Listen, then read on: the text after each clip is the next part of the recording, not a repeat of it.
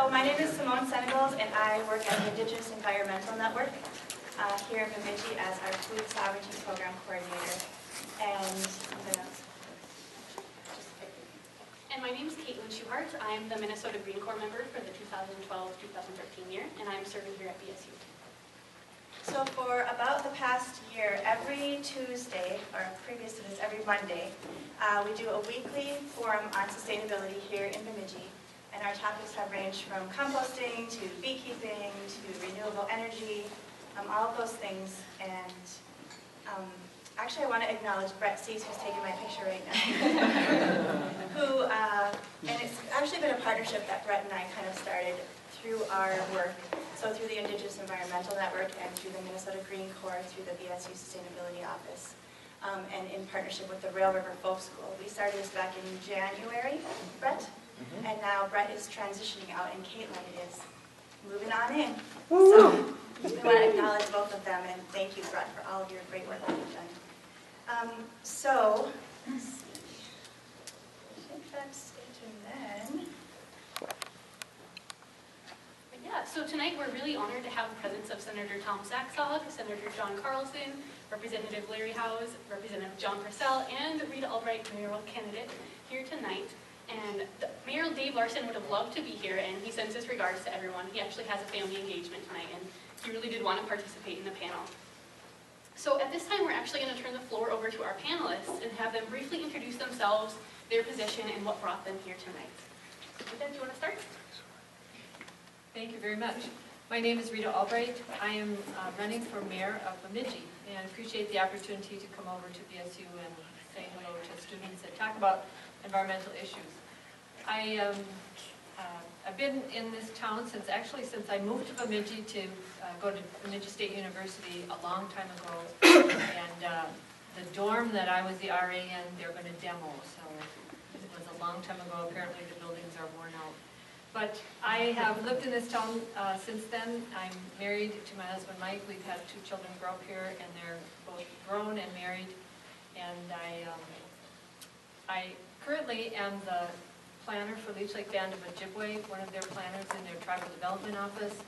And I am sitting on the city council right now as a Ward 4 representative. My background and career is, I graduated from BSU with degrees in geography and planning and education. So I took the community planning route, and I've had experience as a community development director and also an assistant planner here in the community. So I have a lot of good information and background on, the growth and changes that we're experiencing here now. So I'm looking forward to the discussion. I'd like to talk about environmental issues and sustainability, so look forward to your questions. Thank you. Hi, I'm John Purcell. I'm a state representative for the area here. Just finishing up my 2nd term, running for re-election. I've got a big family, yours, mine, and ours family, after losing my first wife to cancer about 5 years ago, so got lots of kids and grandkids. All 3 of my biological children graduated from BSU, as did their dad, and I'm pretty proud of that. I came here when I got out of the military many decades ago, and I was sat guest hall most of my time. Biology and chemistry is my field of study, and I've worked over on Leech Lake Reservation for 34 years, the last 6 of those as a Superfund coordinator, I guess is the best way to say it. I'm an environmental policy analyst for the Leech Lake Band of Ojibwe out of their Department of Resources Management. Been involved in natural resources management kind of things for 30+ years, so look forward to the discussion. Yeah, I'm Representative House, currently representing House District 4B, which has changed a great deal. Now it's 5A and it encompasses Bemidji, and so John and I are in the same district running against each other. I've served 14 years. Currently I'm the chair of the Capital Investment Committee. I've toured Bemidji many times. I did not attend here. I was born and raised in South Minneapolis. Went to the same high school Jesse Ventura and a lot of other people in the legislature went to. I had two daughters that attended BSU, one as a junior and senior in high school, and that was kind of exciting for her. Got 5 children, 6 grandchildren, live in Walker.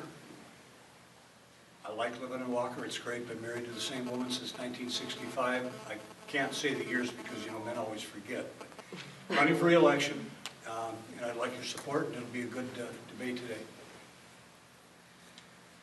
So Larry, you graduated from Minneapolis Roosevelt. Yeah. Don't you wonder how I figured that out? I'm Senator Tom Saxog. I currently represent District 3 and am running for District 5. And as some have talked about here, one of the problems with that is through redistricting, northern Minnesota is going to lose a Senate district, which means it's going to lose 2 House members. That's not good for northern Minnesota. So whatever you see is the or vote for as the candidate of your choice, just remember we've got less representation, and we'll have less representation than we did before. And that's very important to recognize. I was born and raised in Grand Rapids, graduated from Grand Rapids High School and St. Olaf College. Met my wife there. I've been married 41 years. I had 2 children. Susie's a teacher. She and Dan have a couple of grandkids. My son Tim is a professional musician. He plays in Trampled by Turtles. And as far as what I do or have done in the state legislature, much of it is revolved around natural resources. And I think that clean water and healthy, sustainable, multi-use forests are 2 of our more important assets in northern Minnesota, and I'd certainly like to maintain those. Thank you. Good afternoon, and thanks for having us here today. My name is John Carlson. I'm State Senator for District 4. As Senator Saxog said, we had a redistricting, losing a district. Senator Saxog serving District 3 and I serving District 4. And as the state fuzzy math goes, you add 3 plus 4 and you get 5. So now we have a Senate District 5 that we're running for. In 2 weeks it'll all be over. I'm a BSU grad myself. Both of my kids graduated from BSU. My wife sometimes feels a little left out because she stayed home and raised the kids and decided she didn't need a college degree to do that, but someday maybe she'll still go back. I currently serve on the Environment and Natural Resources Committee, Higher Education Committee, Capital Investments, and State Government Committee. I think one of the things that Senator Saxog said is just vitally important. The fact that we have a lot of folks on the Environment and Natural Resources Committee from Greater Minnesota, not too many from the metropolitan area. And I don't know that there was very many issues that ever came up that we disagreed on. And so it's going to be a shame that we lose representation. Either Tom or myself will be gone, and either Larry or John will be gone. And these are voices that have been speaking out for northern Minnesota and for higher education. For those of you that are juniors, you have to ask this question. I always wonder how many are here because you're getting extra credit. Oh no! I knew it. I'm crushed. One of the things that I ran on 2 years ago, for those of you that are juniors and seniors and remember when I was tromping around in the dorm rooms and as I knocked on dorm room doors and walked around in the student union, was I said I'm going to work on student issues like keeping tuition costs low and doing whatever I could for students, and I was able to accomplish that. I was able to get I had a tuition freeze bill that was entered, and we went through the process, and by the end of the process we ended up with a cap. So that was at the request of your student association, and so that was good. We got a 4% cap now on four-year student, and I was also the author of the textbook bill that will help keep the cost of your textbooks down. So thanks for having us, and look forward to a fun debate. to really think about how politics and environment intersect. We live in beautiful northern Minnesota, and as residents of this area, we understand how our environment and our natural resources play such a huge role in our lives, our cultures, our economies, and of course our politics, right? So that's why we have invited our panelists here tonight to have this discussion with us. So the way it's going to work first is that we're just going to, the first half, we're going to have 3 questions that we're going to ask everyone, and they're all going to have a chance to answer. 3 minutes per time, and our timekeeper, Catherine LaFell here, has signs for your convenience. 30 seconds, and you're done. So yeah, and then after that we'll have audience questions, and you can come down and you can either ask a question. Caitlin and I will hold the microphone for you, or if you're a little shy or you'd rather write it down, there are cards in the back of the room, and you can write them down and hand them to us, and we will ask them for you. All right, so let's get started with our first question. And we'd like you to describe your personal philosophy on the relationship between politics and the environment. For example, how do environmental issues play a role in your decision making? And what do you feel is the government's role in advocating for environmental protection? Well, it's absolutely essential that we have government policy with regards to our environment. Because if we don't, we're going to have people running all over doing whatever they want, and I don't think that's a good idea.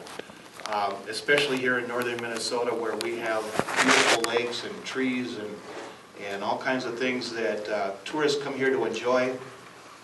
From an economic standpoint, there's many reasons to do it. To preserve the earth itself, for itself, is first and foremost. But secondarily, from an economic standpoint, we need to preserve our environment, or people aren't going to come here to visit. They'll go somewhere else where people have better policies than we do, that do a better job of protecting their natural resources. And so it's absolutely vital that at the state level, we do sit down and we discuss, and we talk about what is it that we can do to, if we have problems in lakes where we have sediment runoffs from farmlands, whether it's aquatic invasive species, or whether it's SSTS problems, that's the sewer systems. We need to make sure that our policies are such that we keep our waters clean. Thank you. Well, I said in my opening remarks that most everything that or a majority, other than education, that I worked on at the state legislature, revolves around clean water and healthy, sustainable, multi-use forests. The thing that we all have to recognize here is that Minnesota has a very healthy group of regulations, environmental regulations, rivaling most every state in the union in terms of the rigor that we look at our environment. And we aren't perfect, and we can get in this discussion later, maybe, but we do have a pretty good group of regulations, and I think that I allow my basics, as I was referring to, the clean water and the healthy, sustainable, multi-use forests, along with the regulations we have in the Department of Natural Resources, the Pollution Control Agency, and Bowser to help us out there. There is this one great, I think, and of course I live up here, so my tendency is to think in terms of forests and water, and probably point source pollution. And that would be, for instance, like a power plant or a taconite plant. Non-point is pollution is something that is something I'm very interested in, and we haven't done very well on as far as I'm concerned. And that, of course, is what happens down in farm country. And so that's another thing we can talk about later. I served on the Environment, Finance, and Policy Committees for the first 6 years, and then in believe it was 2004, you elected Frank Bull, and he called me, and he wanted to serve on the committee. He thought it would be foolish to both of us be on there, and would I move to a different one? And I said, sure, I'll do capital investment. But during the course of that 4 years, I was a little disappointed that I didn't stay on the committee, but at the time Frank did a good job, and we entered a battle on two fronts that really dealt with science and politics. And one was the ATV usage in a lot of our forests, especially in the southern part of Cass County, northern part of Crow Wing County, and up here by the Mississippi River. And Frank and I had quite a battle down there. He spent 2 years in the minority and 2 years in the minority, so we both shared being in the minority or majority, but we worked very much hand in hand. And I do see at least two either current or former DNR people here, and they probably remember the arguments. And then also about 10 years ago, Leech Lake, all of a sudden, it crashed. There weren't walleyes to catch, and people started complaining. They formed a task force and begging the DNR to stock the lake, find out what's wrong, and we worked with them for 4 or 5, 6 years, and finally, both Frank and I said to the DNR, either your science is going to prevail, or you're going to show us something, or politics will prevail. And in the end, politics did prevail, and we forced the DNR to stock the lake and continue to research to find out why there weren't walleye there. When they net in the fall, they would test the fish that were netted, and they had a dye in the ones they stocked, and 80% of what they net was stocked fish. So the fish were not multiplying on their own. And I don't know if we still know the exact answer, but one of the solutions was the cormorant population was very high. They eat a pound of fish a day. We did reduce that flock or several flocks. And the other is the rusty crayfish, which I know we gave Bemidji State money for some of your students to do some research. I believe they're still ongoing with that. I'm not positive. But unfortunately, politics and the environment does sometimes tangle. But at least in that case with the ATVs, we slowed that down and helped our forests. And with the stocking of Leech Lake, it's back. And it's a big economy in Walker and Federal Dam and all over. So it was important to take care of it.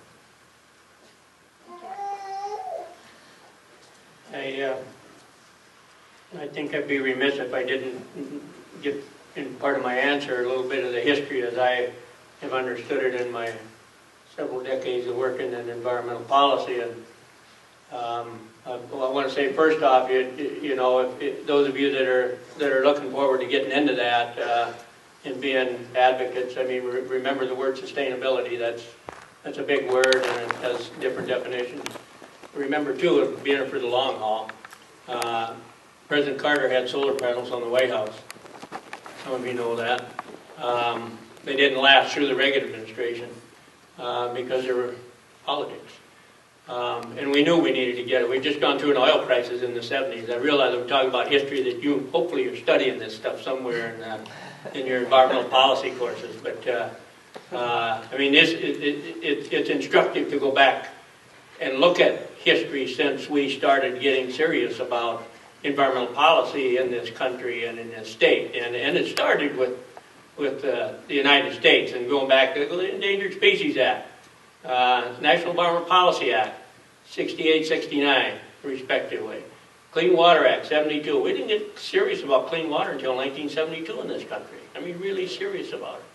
And some would argue that we still haven't gotten really serious about it. We made big strides.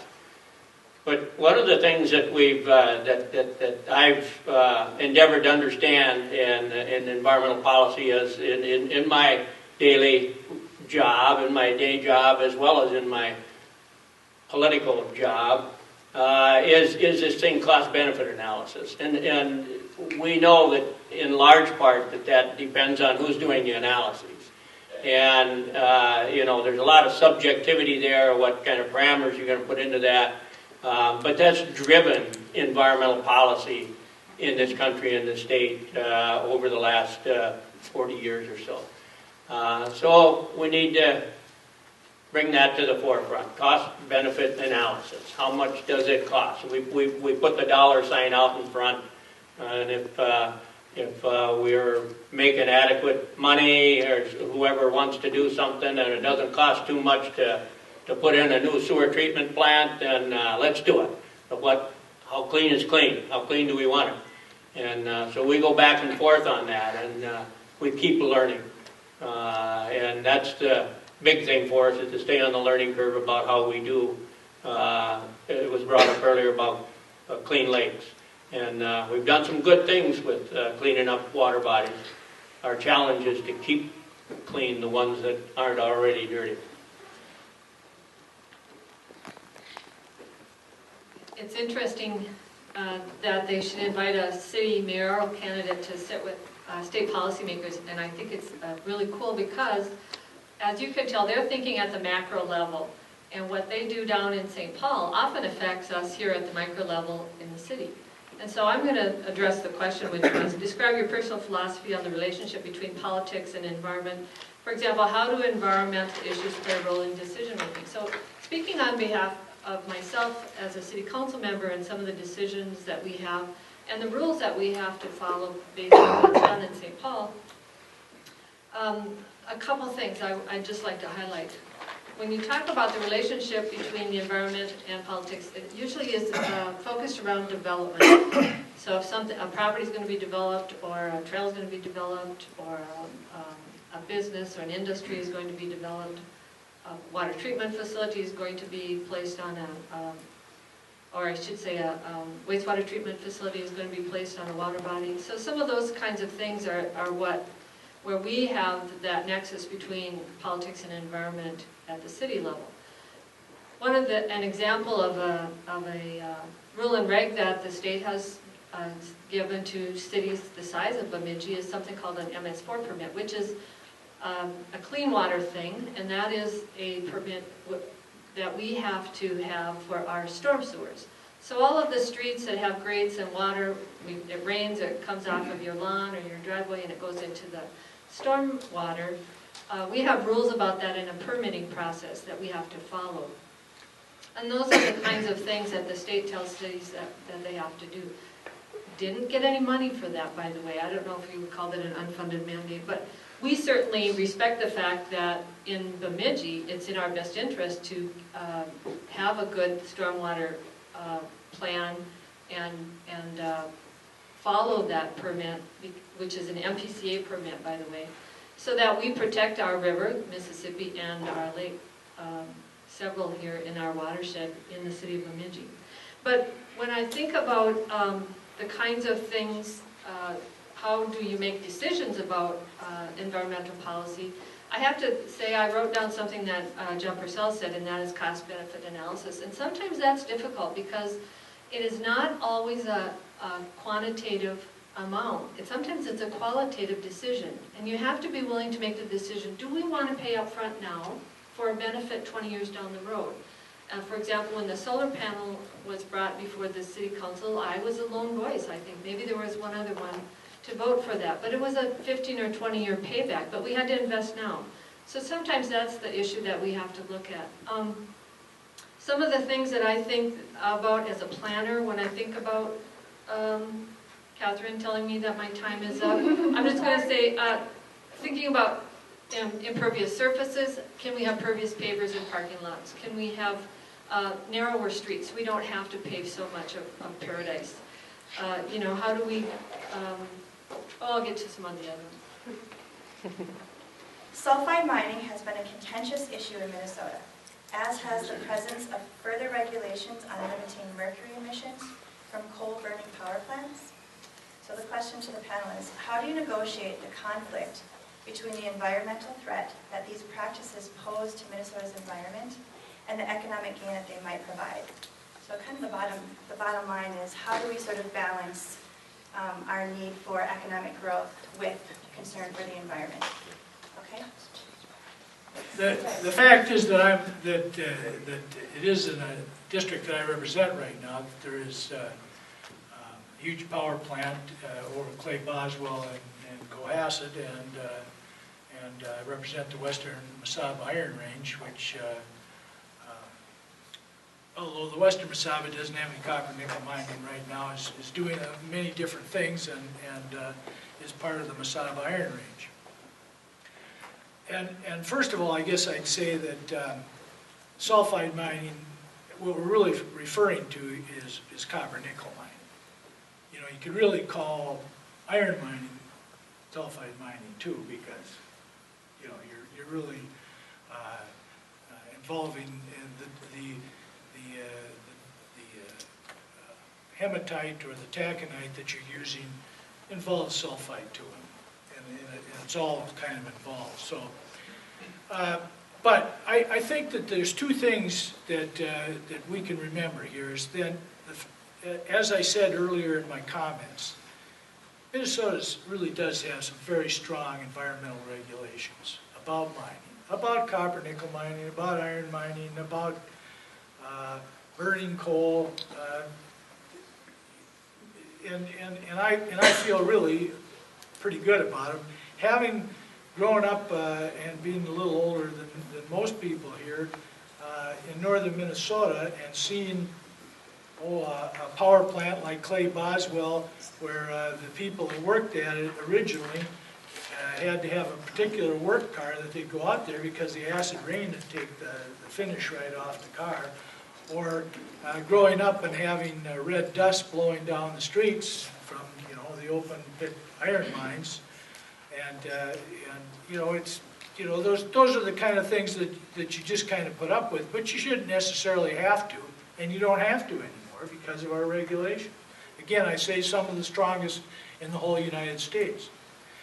But specifically as we talk about copper nickel mining, I think it's very important not only that we have strong regulations, that we go through all the steps that are determined to be important before any permits will be allowed, but we also have guarantees.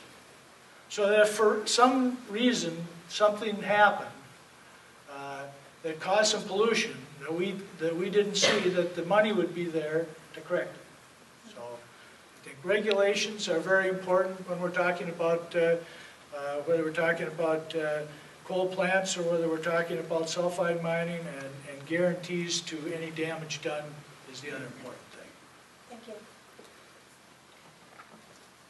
Well, I'm definitely not an expert on sulfide mining, taconite, or copper nickel, or any of the. I'm still not an expert on copper and nickel, except I know that I have, I think, a nickel and a penny in my pocket.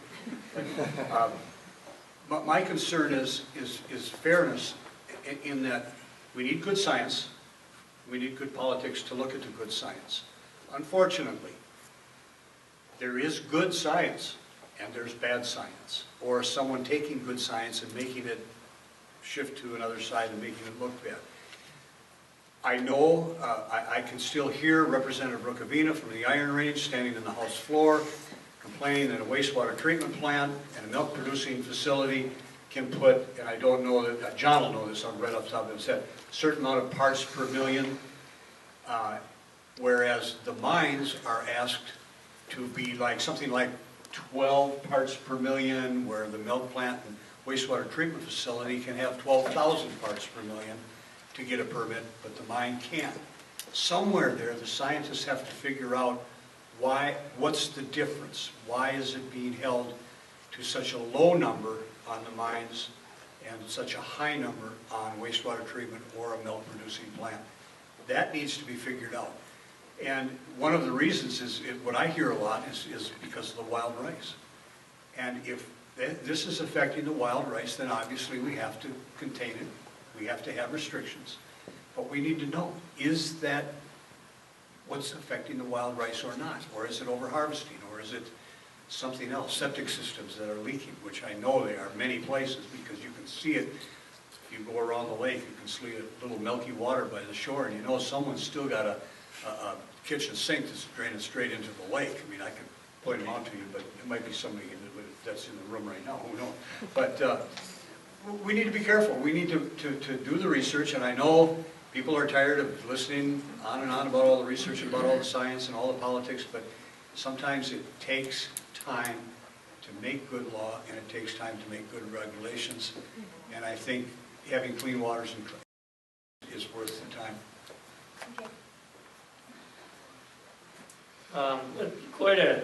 Quite an issue. I on both of these. And Representative Howes, I would just say the only number that snaps into my mind is the 10 sulfate standard for wild rice, and I think that's been talked about, and you may recall Representative Brookavine and I had quite a debate on the House floor about that a couple of times, and where there was an effort to arbitrarily change that standard to 250 and then 150, and anyway, we went through all of the machinations of arguing about sulfate and wild rice. And I've personally done research in rice beds back in the 80s, and everything that I saw concurs with the standard that was set at 10. That you go into a rice bed where good rice grows, and you're going to find sulfates that 10 or less, usually less. So there's a reason, and there's research dollars that have been put toward this now to look at the standard as it was challenged in court. And there was some arbitrary and capriciousness with the implementation of that standard, as Representative Howes alluded to. There are places that exceed the 10 sulfate in discharge in waters that can be deemed well receiving water. So we've got an issue there, and as that relates to sulfide mining, copper nickel mining, other forms of mining, I was pleased to hear recently that there had been some potential breakthroughs. Those of us who don't particularly like to see more holes in the earth, we don't want to think about mining, but those of us that want to have cell phones and computers, we're going to have copper and nickel, and it's going to come from somewhere. So we've got to make those choices. What's the trade-off? What are we going to do? And I was pleased to hear that, I think it was Polymet, the company that's proposing copper nickel mining, has now stated that they can meet the 10 sulfate standard. They can do so relatively easily, and biochemistry told me that a couple of years ago when Brookavine and I were debating this on the House floor, that this shouldn't be a big deal. But they didn't want to spend that money. Get back to the cost benefit again. They wanted a couple extra $1 million, for the CEO of Polymet or whatever. And just briefly here, I got a few seconds left. On the air quality end of that, we've got to be diligent about air quality emissions in Minnesota. We're in a global pool of air quality emissions as well. And the mercury in our fish went down when we first implemented mercury standards. That's now been reversed.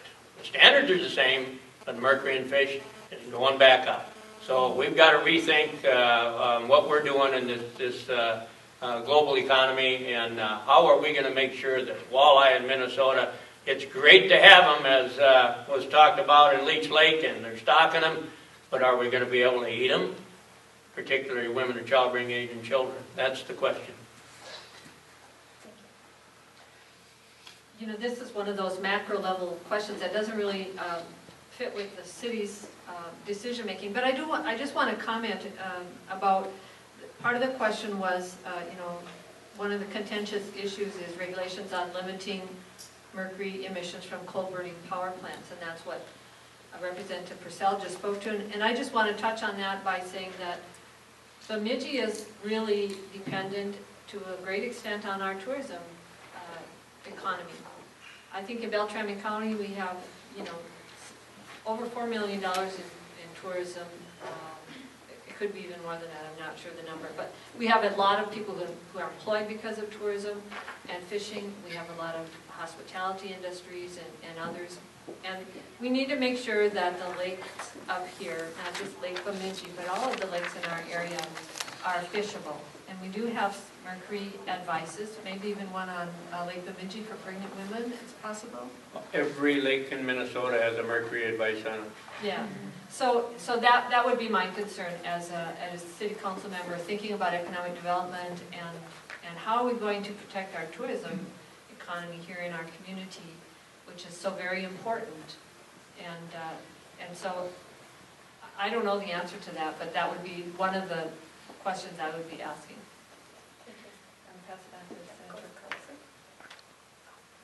Start in the middle this time? Or? John has one. I'm sorry. John, One more time. My apologies, Senator Carlson.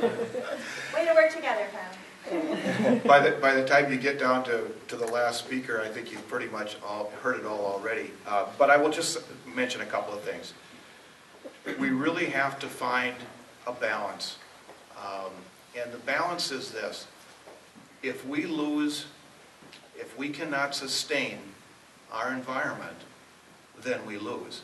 And so the balance is, how do we do that in a way that makes sure that we can still have the economy, that the economics of our area can hum along. If we charge too fast into the mining issue, and a few years down the road, we find out, whoops, we made a mistake, and now we have a loss of some of our natural resources, you can't get those back.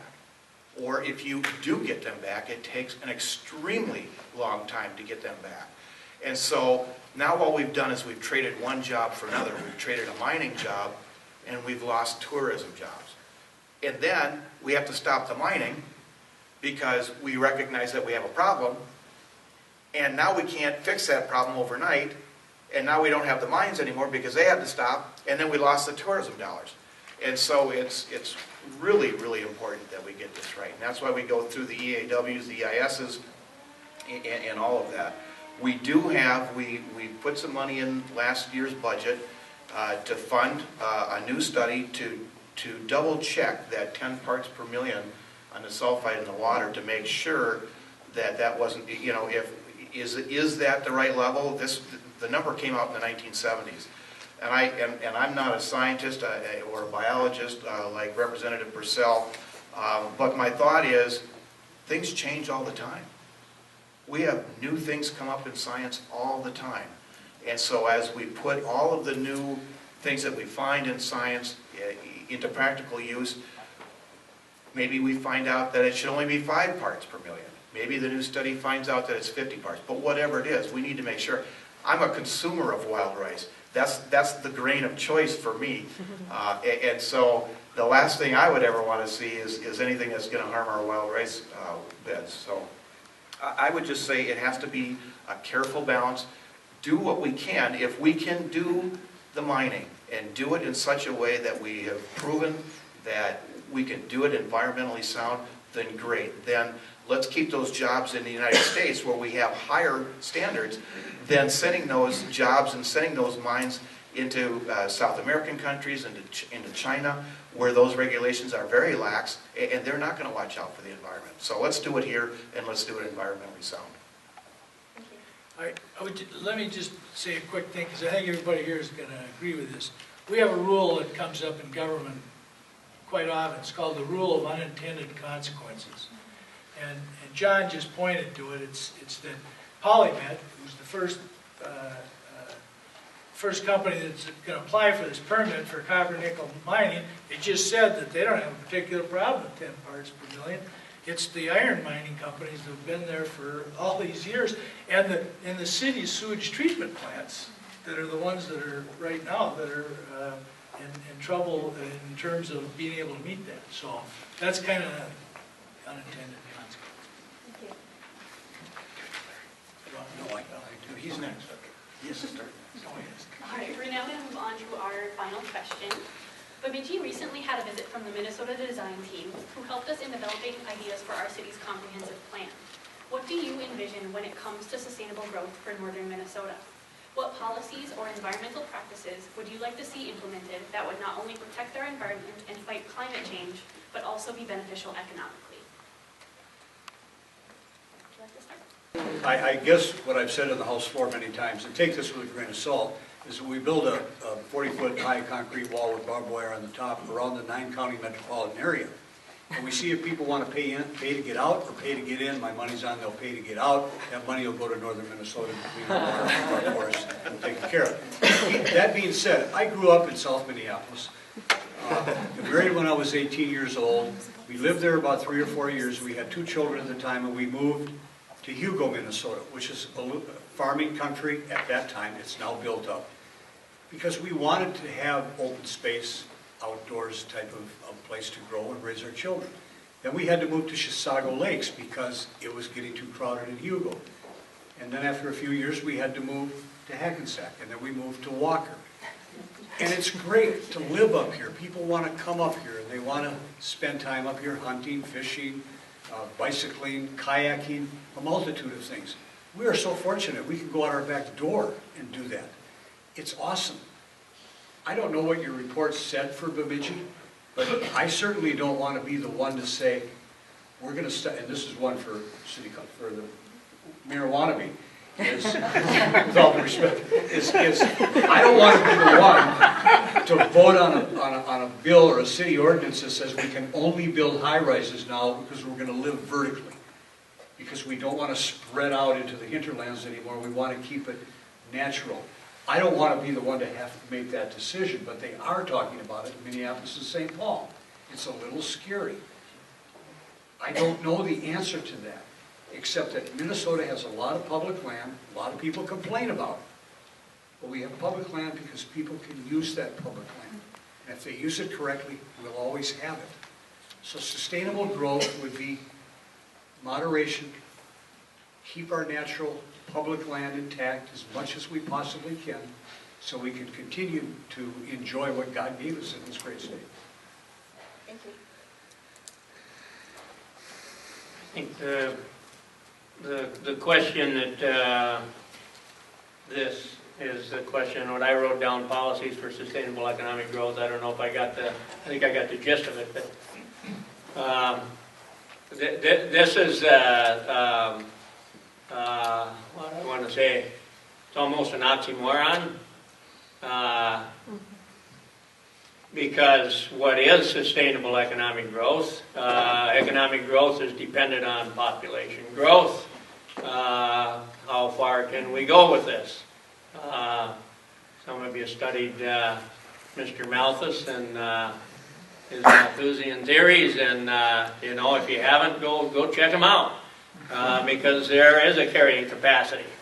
And the question, I think, before a lot of communities is, do we, as Representative Howes alluded to, do we go vertical or do we keep building on every square inch of the planet until then we have to go vertical?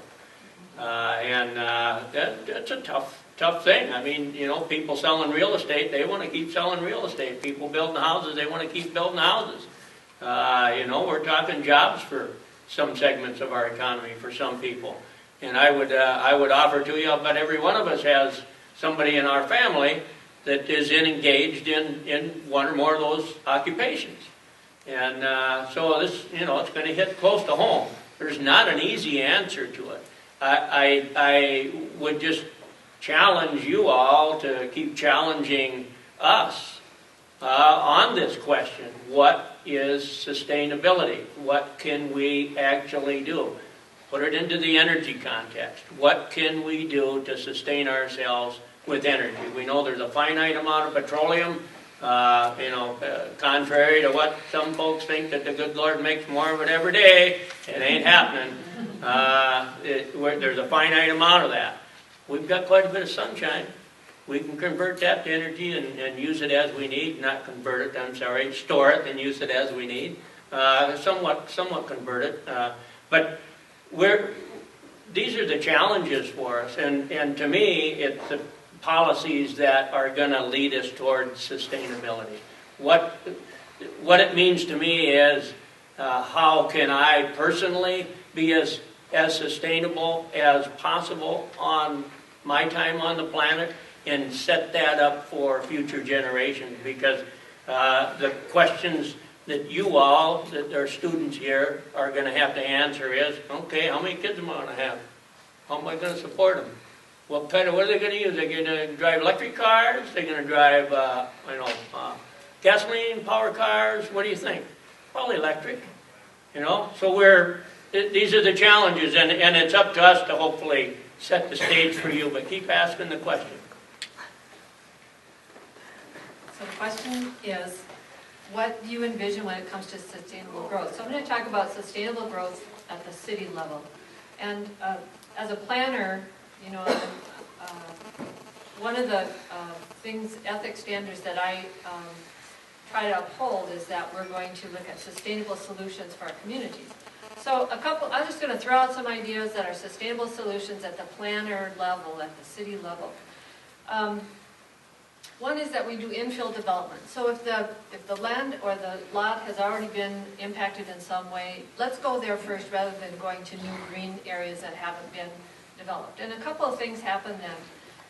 We tend to do a better job of using our resources, and our infrastructure that's maybe already in place in an infill development area is there. And so we don't have to spend additional resources on extending utilities, sewer and water to new areas that are green. As well as it saves on transportation. And when we develop our cities in a compact fashion, it's easier to get around. We can be walkable, we can be bikeable, and we don't have to use so much energy to get around. I like the idea of preserving old buildings. I was one of the lone voices on the city council for saving the Carnegie, because you know what? There's something in that Carnegie more than just the history of it. There's something that we like to call embodied energy. The energy that was put out to build that building is still there, and it's valuable, and I think it's worth saving. So that's one of the things that we can do. You know, personally, my friend Representative Rita Saylor would always say the very best thing we can do to conserve energy is to personally do more conservation efforts. We can build homes that are more energy efficient. We can have solar furnaces in our homes. We can have better windows. We can have more compact homes so they're less expensive.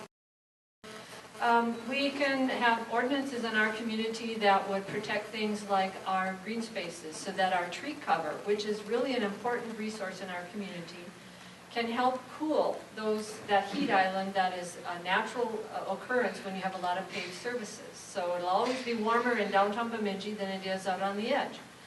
And one of the ways that we can assist with reducing those costs of heating and cooling in the summer is to have a lot of tree cover, because the expiration of trees is going to cool. If you have a large building and you replant trees next to it, it's going to reduce your energy use in the summer. It's almost a given. And the other thing is to continue to have some green belts in our community that are connected. We live on water areas, and those riparian areas, which are the areas next to the water, really are important for habitat, for birds in particular, and for small animals too. So it's important to have those connected among, from one place to another, so that those animals and those species, both flora and fauna, have the ability to thrive, and we don't lose them. And all of this is done by having really good planning ordinances, and for the city and our planning commissions following them. Thank you.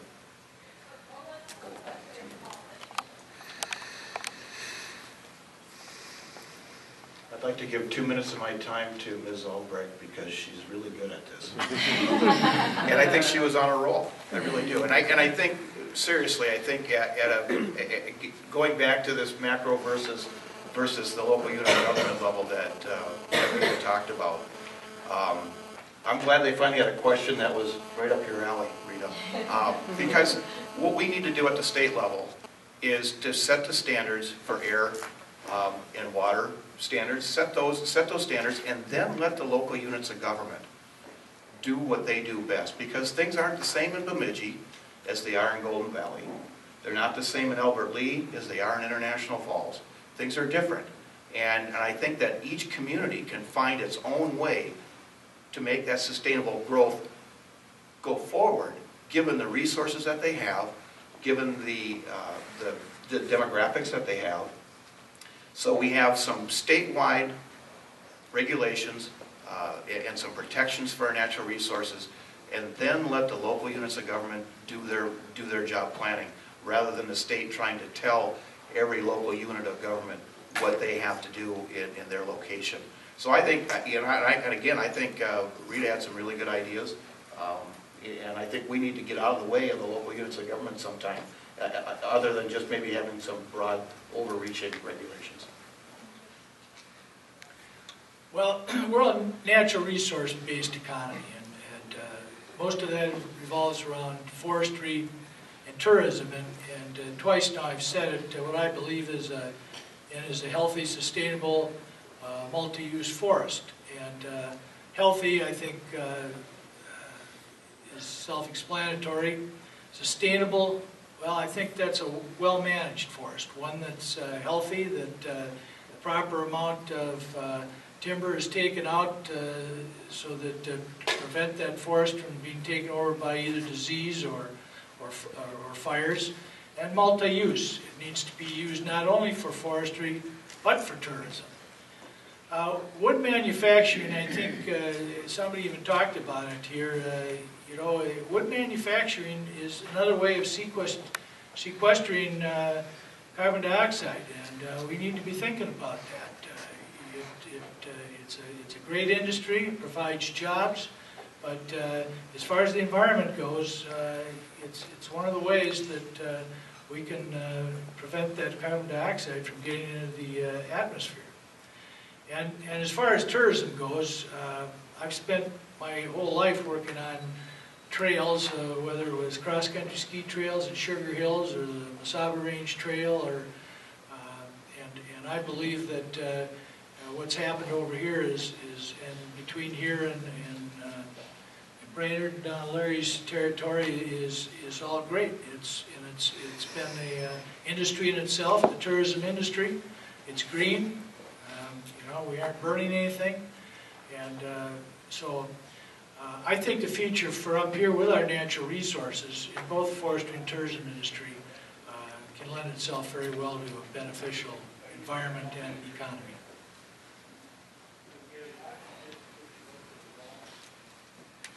Thank you very much. Those are some difficult questions that we're asking ourselves and of our panelists. And we really appreciate your thought-provoking answers. And we're going to actually open it up now to questions from the audience and kind of get a nice, rich discussion going on. So I think the way that we're going to do it, first though, I'd like to just acknowledge that Upstream TV has been filming this, and it's our local public access station. So we're thankful for that, and I think it should be on between now and the election, I would imagine, depending on how fast Soren can edit this. All right. So I think the way we can do it is if you want to come down either side of the aisle, Caitlin and I will go back and forth for questions.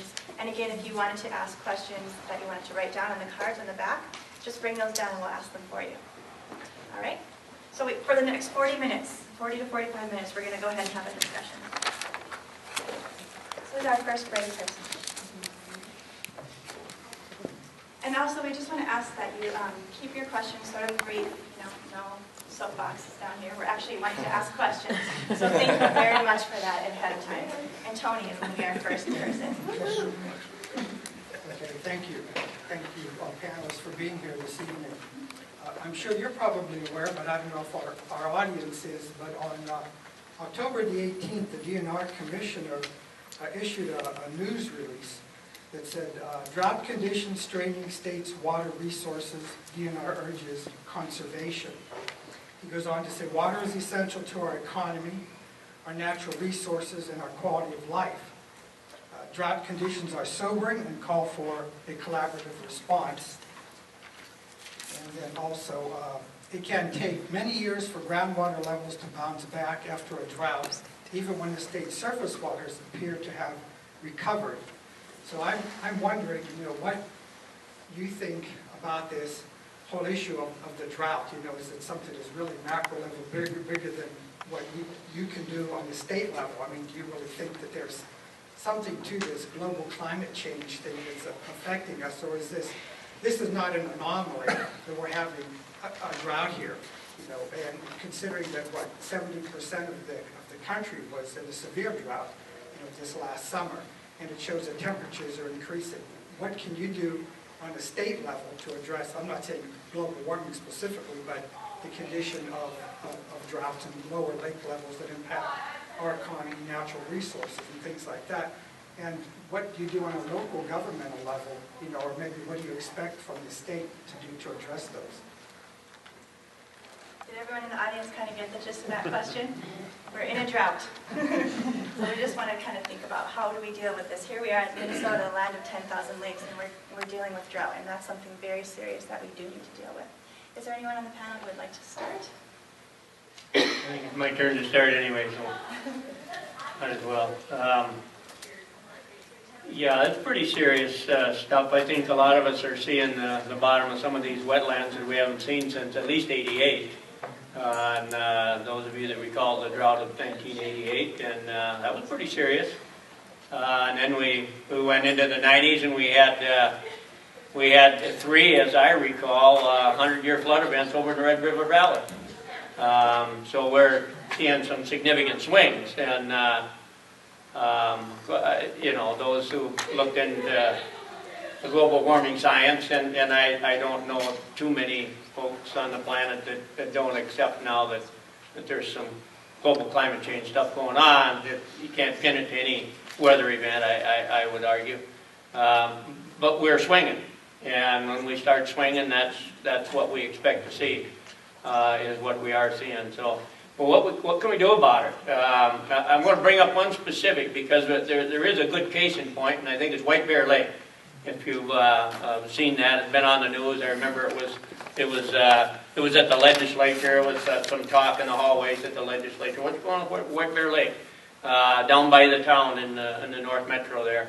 And what's happening is, and they've pretty much put their finger on this now after some years of study, is we're drawing down more water than is being recharged in many areas of the state, even without the drought. We just aren't getting the recharge. We're using more. So let's go back to that sustainability question that we had a little while ago. What are we going to do? We're going to conserve water. We're going to, get to where we have no flush toilets. That's one of my goals, is to have a building down in the state capitol grounds that's no water toilets. It's doable. You can find them around different places in the country. It would be a wonderful thing, I think, to get people to thinking about. Yeah, don't hold your nose like that. Now they don't smell at all. They do sell them. Honest to God, they sell them. So this is, what can we do? We flush 70% of the water that we use goes down the drain. I mean, we just flush it. It's not drinking water. Boom, it goes down. We flush it, wash machines, whatever. So we waste a lot of water, arguably. So let's build in some conservation. I think we're going to have to build in conservation, where we're going to continue to see White Bear Lakes going down, other areas. I don't know about our area specifically that we have the drawdowns yet, but we get more and more people and more wells. We may see some of that. We haven't had a big snow winter for many winters now, and that's where we recharge a lot of it. And so we're up against it. We've got to, I think, use water conservation as we maybe never envisioned it before. To me, the city has to be responding to the actual water reduction and need to reduce water services. We don't really have the ability. I think it's climate change. I'm fully supportive of the science that points to climate change, and just a couple of things that I think individuals in the community can do, and what the city has already done. Something that we've already done is we have a metered system, so if you want to water your garden or yard, you pay a different meter rate. One of the challenges that we've had in our community, and I'm just going to share this with Representative Purcell, if you get the no water flush toilets going, I hope that you figure out the wastewater treatment facility that's going to serve that. Because here's the issue the city has, honestly, is that we have high solids and low liquids. And that's partly because big industrial users like BSU has done a great job, thanks to Erica, of reducing water use. You have low flow shower heads, you have low use water toilets here, and when you multiply that over the community, all of a sudden our wastewater treatment facility has a lot of difficulty because we do have high solid concentration. And our technology is such that, it's meant for more liquid and not so much solid. So that's one challenge that we'll have. But on a personal level, and I think that the Sustainability Committee has done a good job of this, is thinking individually, what can I do to reduce my water usage? There again, it's the conservation side that I think is the first step that we need to take. And at our house, what we have done is we have rain barrels. 3 or 4 corners of our house And we use that to supplement our watering our flowers in our gardens. And I think that's something that the Sustainability Committee has talked about. And the other thing the city can do is have things like rain gardens.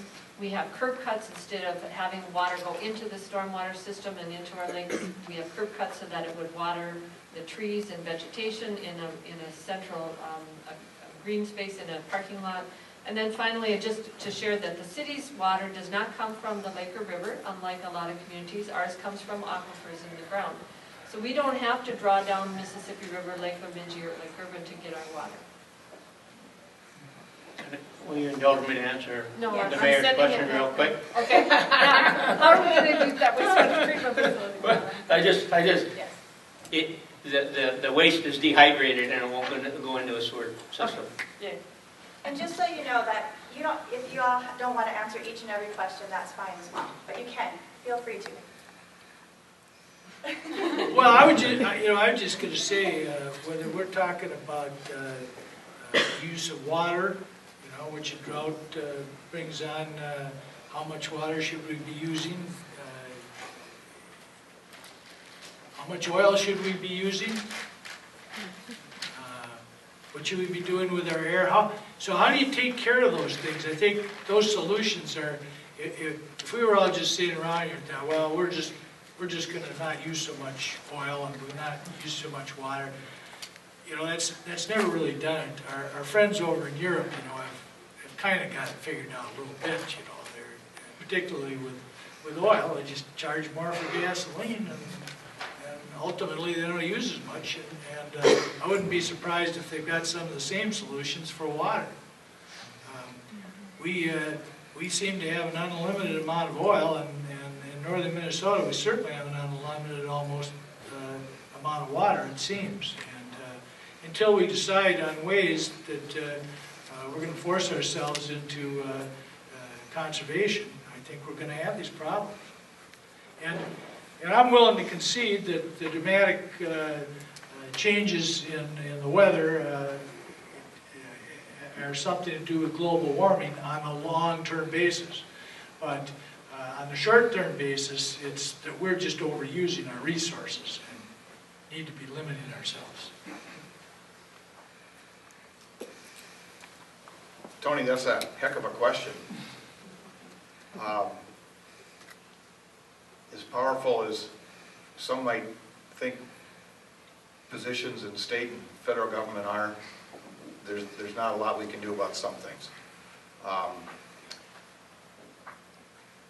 Shower with a friend. Just checking to see if you're still awake.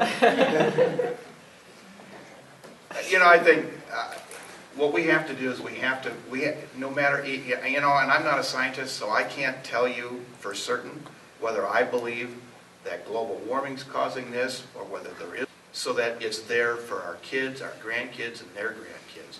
We cannot continue, and I think we've done a good job in the United States. We've done a very good job. There's more that we can do. But we have got to make sure that our resources are there for our kids and grandkids. And so it's a matter of not knowing. If you don't know, if you know for a fact, that's wonderful, good for you. I don't. So I'm just going to practice conserving my resources to be on the safe side. I think you hit on something, John. Well, it cuts the water in half. If you carpool, it cuts the gas in half.